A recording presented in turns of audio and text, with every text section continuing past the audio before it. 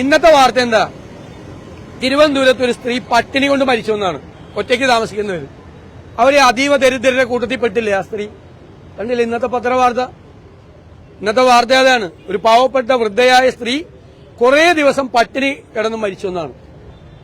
പട്ടിണി കിടന്ന് ഒരു ഷെഡിൽ മരിച്ചു എന്നുള്ള വാർത്തയാണ് ഇന്ന് വന്നിരിക്കുന്ന വാർത്ത. അവരെ അതീവ ദരിദ്രയല്ലേ? അവർ ഈ ലിസ്റ്റിൽ പെട്ടിട്ടില്ലേ? എത്രയോ. ഇതിന്റെ ഏറ്റവും വലിയ ദോഷമെന്ന് പറയുന്നത് കേന്ദ്ര ഗവൺമെന്റ് പ്രഖ്യാപിക്കുന്ന പദ്ധതികളിൽ നിന്ന് കേരളം പല പദ്ധതികളിൽ നിന്നും പുറത്താവും.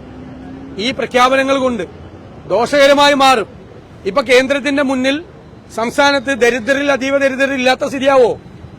അപ്പൊ എന്ത് പ്രഖ്യാപനമാണ്? തെരഞ്ഞെടുപ്പിന്റെ തലേയാഴ്ച ജനങ്ങളെ തെറ്റിദ്ധരിപ്പിക്കാൻ, ജനങ്ങളെ വിഡ്ഢികളാക്കാൻ വേണ്ടി നടത്തുന്ന PR പ്രൊപ്പഗാൻഡയാണ് പിണറായി വിജയന്റെ നേതൃത്വത്തിൽ നടക്കുന്നത്.